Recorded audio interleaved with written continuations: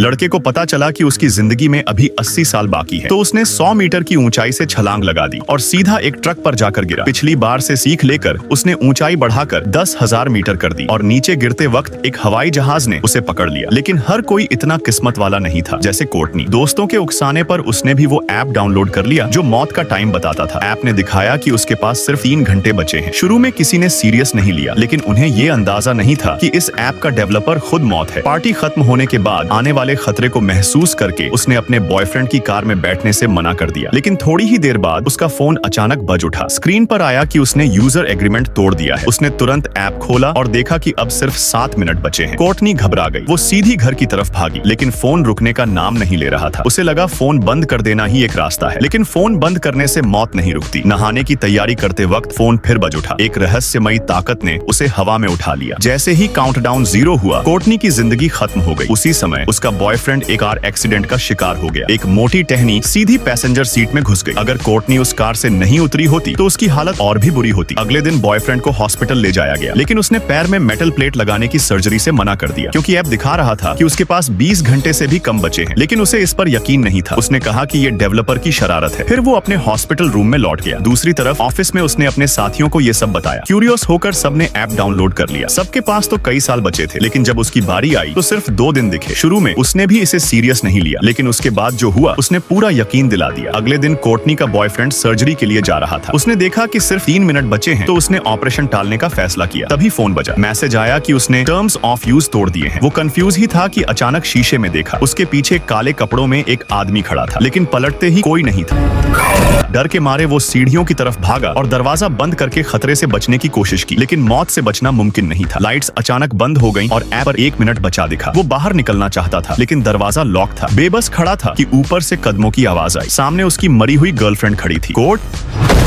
ये सुनकर उसे अपनी शंका पक्की लगने लगी। वो कमरे में भागी और उसका फोन उठाया, लेकिन फोन पासवर्ड से लॉक था। उसे उसकी बॉडी को घसीटना पड़ा। फिंगरप्रिंट से अनलॉक करने की कोशिश की, लेकिन वो भी फेल हो गया। आखिर में उसकी आंखें जबरदस्ती खोलकर फेस रिकॉग्निशन से फोन अनलॉक किया। ऐप में टाइम पहले ही 0 हो चुका था। अब पूरा यकीन हो गया कि ऐप सच है। उसने तुरंत अपने पिता को कॉल किया और माँ की कब्र पर जाने वाला वीकेंड कैंसिल कर दिया, क्योंकि काउंटडाउन के हिसाब से उसी दिन उसकी मौत लिखी थी। लेकिन जैसे ही वो काम पर निकलने वाली थी, उसका फोन बज उठा। स्क्रीन पर फिर वही लाइन थी, उसने यूजर एग्रीमेंट तोड़ दिया है।